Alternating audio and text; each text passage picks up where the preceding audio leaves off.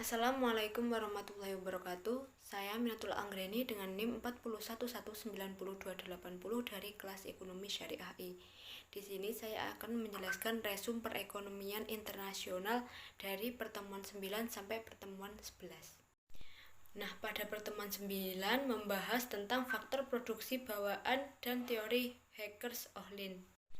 Asumsi teori Hacker-Ohlin yaitu satu, terdapat dua negara, dua komoditas yaitu komoditas X dan komoditas Y, dan dua faktor produksi yaitu tenaga kerja dan modal. Keduanya menggunakan teknologi yang sama dalam produksi. Ketiga, komoditas X adalah padat karya dan komoditas Y adalah padat modal di kedua negara. Keempat, kedua komoditas yang diproduksi diukur dalam skala hasil konstan. Yang kelima, ada spesialisasi tidak menyeluruh dalam produksi di kedua negara. Yang keenam, selera yang sama di kedua negara. 7, ada persaingan sempurna di kedua komoditas dan pasar faktor produksi di kedua negara. Kedelapan, mobilitas faktor sempurna dalam setiap negara, tetapi tidak ada mobilitas faktor produksi secara internasional. Yang kesembilan, tidak ada biaya transportasi, tarif, atau penghalang lain untuk arus bebas perdagangan internasional. Kesepuluh, sumber daya sepenuhnya digunakan di kedua negara. Dan yang terakhir yaitu perdagangan internasional antara kedua negara seimbang. Intensitas faktor produksi. Nah, pada gambar tersebut menunjukkan bahwa negara 1 dapat menghasilkan 1Y dengan 2K dan 2L dengan 4K dan 4L. Negara 1 dapat menghasilkan 2Y karena skala hasil konstan. Dengan demikian, K per L sama dengan 2 bagi 2 sama dengan 4 bagi 4 sama dengan 1 untuk Y. Hal ini ditunjukkan oleh kemiringan 1 untuk garis dari titik asal komoditas Y negara 1. Di sisi lain, 1K dan 4L yang diperlukan untuk memproduksi 1X dan 2K dan 8L untuk menghasilkan 2X dalam negara 1. Dengan demikian, K per L sama dengan 1 per 4 untuk X di negara 1. Hal ini ditunjukkan oleh kemiringan 1 per 4 untuk garis dari titik asal untuk komoditas X di negara 1 karena K per L atau kemiringan garis dari titik asal negara 1 lebih tinggi untuk komoditas Y dibandingkan untuk komoditas X. Kita mengatakan bahwa komoditas Y adalah K intensif dan komoditas X adalah L intensif di negara 1. Nah, di negara 2, K per L atau kemiringan garis adalah 4 untuk Y dan 1 untuk X. Oleh karena itu, Z adalah komoditas K intensif dan X adalah komoditas L intensif di negara 2. Hal ini diilustrasikan oleh fakta bahwa garis dari titik asal untuk komoditas Y adalah curam, yaitu memiliki kemiringan yang lebih besar daripada garis untuk komoditas X di kedua negara. Kelimpahan faktor produksi dan bentuk garis batas produksi. Pada gambar tersebut, karena negara 2 adalah negara dengan K berlimpah dan komoditas Y adalah komoditas K intensif, negara 2 dapat menghasilkan relatif lebih banyak komoditas Y dari negara 1.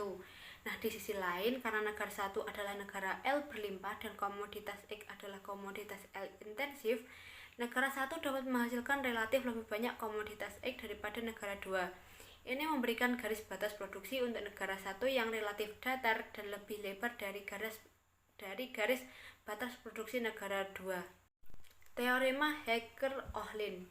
Suatu negara akan mengekspor komoditas yang produksinya memerlukan penggunaan intensif faktor produksi negara yang jumlahnya relatif berlimpah dan murah, dan mengimpor komoditas yang produksinya memerlukan penggunaan intensif faktor produksi negara yang jumlahnya relatif langka dan harganya mahal. Dan model HO ini disebut sebagai teori faktor produksi proporsi atau faktor produksi bawaan, yang artinya bahwa setiap negara mengkhususkan diri dalam produksi dan ekspor komoditas yang intensif dalam faktor produksi yang relatif berlimpah dan murah, dan mengimpor komoditas yang intensif dalam faktor produksi yang relatif langka dan mahal. Ilustrasi Hacker-Ohlin. Model Hacker-Ohlin yaitu pada gambar kurva indiferen 1 sama untuk kedua negara karena asumsi selera yang sama. Kurva indiferen 1 bersinggungan dengan garis batas produksi negara 1 pada titik A dan bersinggungan dengan garis batas produksi di negara 2 di A aksen. Ini mendefinisikan harga equilibrium relatif komoditas pada kondisi tidak ada perdagangan atau PA di negara 1 dan PA di negara 2. Karena PA kurang dari PA aksen, negara 1 memiliki keunggulan komparatif dalam komoditas X dan negara 2 dalam komoditas Y. Dengan adanya perdagangan, lihat pada panel di belah kanan ya. Negara 1 memproduksi pada titik B dengan menjual X untuk mendapatkan Y mencapai titik konsumsi E. Negara 2 memproduksi pada titik B aksen dan dengan menjual Y untuk mendapat X mencapai titik konsumsi E aksen. Kedua negara memperoleh keuntungan dari perdagangan karena mereka mengkonsumsi pada level yang lebih tinggi di kurva indiferen 2. Pada bab 10 membahas tentang skala ekonomis dan persaingan tidak sempurna dalam perdagangan internasional. Skala ekonomis dan perdagangan internasional. Nah, pada gambar tersebut dengan batas produksi dan kurva indiferen identik dan cembung ke titik asal karena skala ekonomi. Harga komoditas relatif equilibrium tanpa perdagangan dalam dua negara adalah identik dan ditunjukkan oleh PA.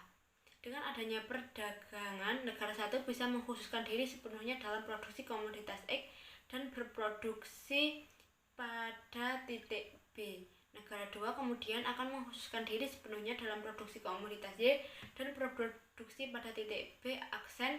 Pada saat terjadi perdagangan 60X untuk 60Y satu sama lain, masing-masing negara akan berakhir mengkonsumsi pada titik E pada kurva indiferen 2 sehingga mendapatkan keuntungan 20X dan 20Y.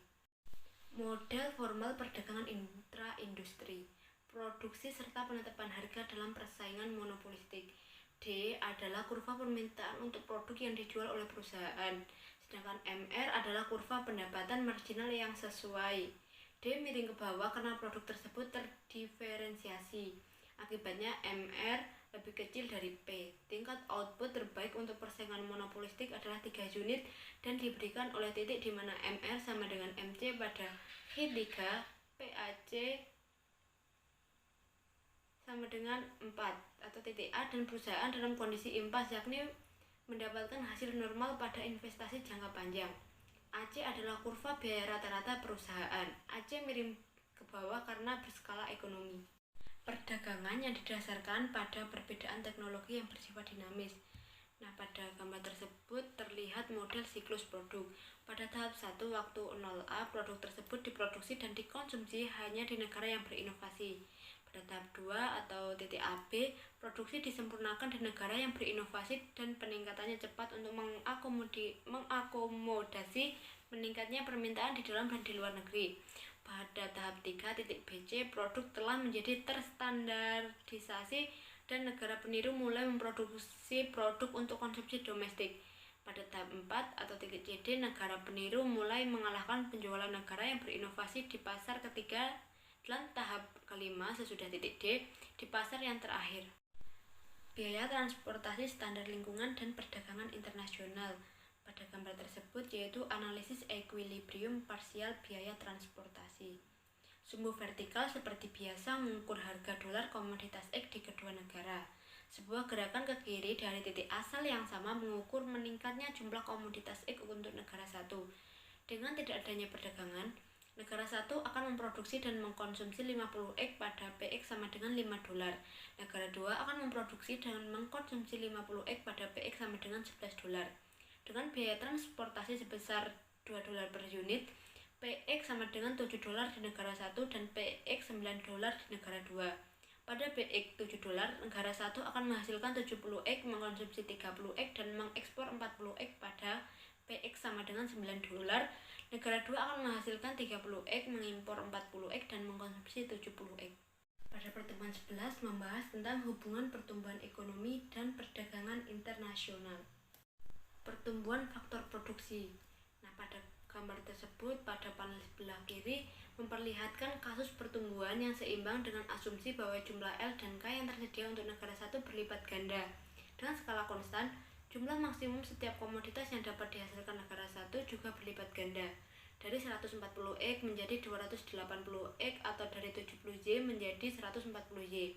Perhatikan bahwa bentuk garis batas diproduksi diperluas identik dengan bentuk garis batas produksi sebelum pertumbuhan, sehingga kemiringan dua garis batas produksi atau P per P adalah sama pada titik B dan B aksen di mana mereka dipotong oleh garis dari titik asal.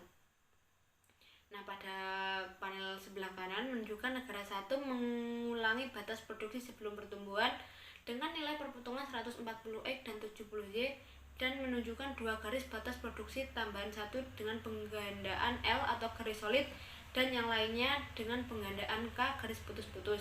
Ketika hanya L yang berlipat ganda, batas produksi bergeser sepanjang sumbu X mengukur komoditas padat L. Jika yang berlipat ganda K saja, batas produksi bergeser sepanjang sumbu Y mengukur komoditas padat K. Perhatikan bahwa ketika hanya L yang berlipat ganda, output maksimum komoditas X tidak berlipat ganda, yakni hanya naik dari 140X sampai 275X. Agar X menjadi berlipat ganda, baik L atau K harus berlipat ganda.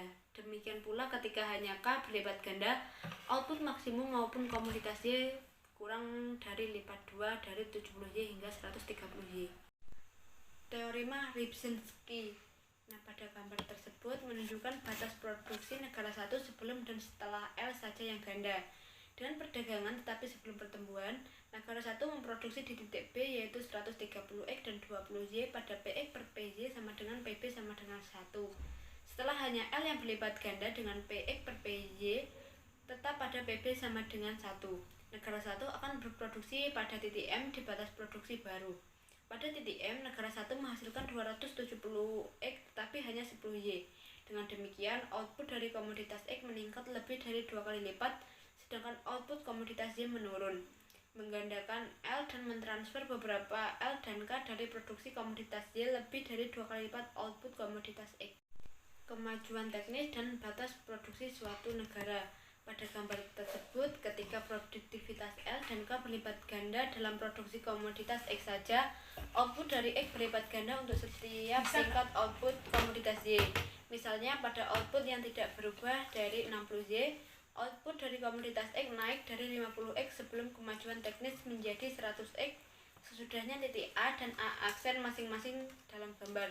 Demikian pula pada output yang tidak berubah dari 20Y, output komoditas X meningkat dari 130X menjadi 260X. Titik B dan B aksen.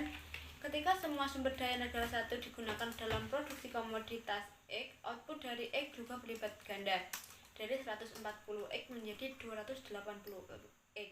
Perhatikan bahwa output dari komoditas Y tetap tidak berubah pada 70Y jika semua sumber daya negara digunakan dalam produksi komoditas Y, tetapi kemajuan teknis hanya terjadi dalam produksi komoditas X saja. Pertumbuhan dan perdagangan kasus negara kecil. Pada gambar tersebut menunjukkan ilustrasi pertumbuhan faktor produksi, perdagangan, dan kesejahteraan. Pada gambar sebelah kiri menunjukkan bahwa L berlipat ganda di negara satu dan nilai tukar negara satu tidak berubah dengan pertumbuhan dan perdagangan. Artinya sebelum pertumbuhan, negara satu memproduksi pada titik B, memperdagangkan 60X untuk 60Y pada PB sama dengan 1 dan mencapai kurva indiferen 3 ketika L berlipat ganda di negara satu, batas produksi bergeser ke arah kanan. Jika negara satu terlalu kecil untuk mempengaruhi harga komoditas relatif, negara satu akan memproduksi pada titik M di mana batas produksi baru bersinggungan dengan PM sama dengan PB sama dengan 1 pada titik M. Negara satu menghasilkan lebih dari 2 kali lebih banyak komoditas X daripada titik B. Tetapi komoditas Y berkurang sebagaimana didalilkan oleh teorema Rybczynski pada PM sama dengan PB sama dengan 1. Negara satu memperdagangkan 150X untuk 150Y dan mengkonsumsi di titik Z pada kurva indiferen 7. Nah, pada gambar sebelah kanan menggunakan kurva penawaran ekspor untuk menunjukkan pertumbuhan perdagangan yang sama untuk negara satu pada nilai tukar yang konstan. Artinya dengan adanya perdagangan bebas sebelum terjadinya pertumbuhan, negara satu memperdagangkan 60X untuk 60Y pada PX per PY sama dengan PB sama dengan 1. Dengan adanya perdagangan bebas setelah terjadi pertumbuhan, negara satu memperdagangkan 150X untuk 150Y pada PX per PY sama dengan PM sama dengan PB sama dengan 1. Garis lurus yang menunjukkan nilai tukar yang konstan juga merupakan segmen garis lurus kurva penawaran ekspor negara 2 atau seluruh dunia. Hal ini karena negara satu sangat kecil sehingga kurva penawaran ekspornya sebelum dan setelah pertumbuhan dan memotong segmen garis lurus kurva penawaran ekspor negara 2 atau negara-negara besar dan nilai tukar tetap konstan. Pertumbuhan dan perdagangan kasus negara besar. Pada gambar tersebut merupakan pertumbuhan serta nilai tukar dan kesejahteraan suatu negara. Pada negara satu dianggap cukup besar untuk mempengaruhi nilai tukar.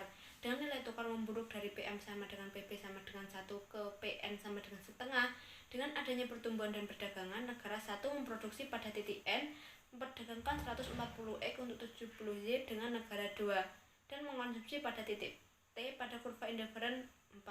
Karena kurva indiferen 4 lebih rendah dari kurva indiferen 7, kesejahteraan negara semakin menurun sekarang.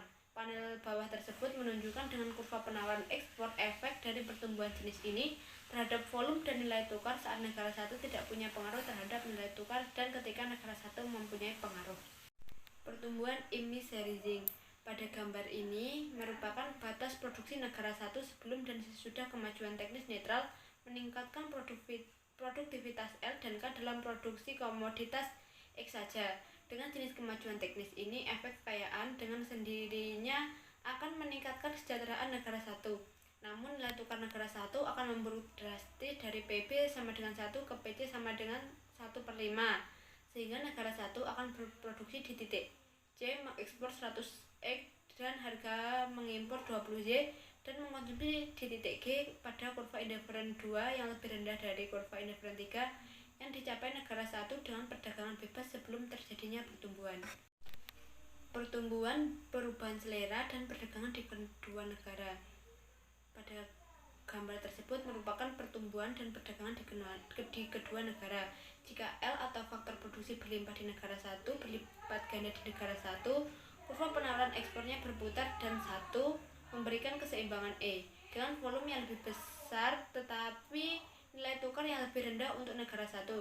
Jika K atau faktor yang melimpah di negara 2 meningkat di negara 2 dan kurva penawaran ekspornya berputar dari 2 ke 2 derajat, equilibrium terjadi pada E dengan volume yang lebih besar tetapi dengan nilai tukar yang lebih rendah untuk negara 2.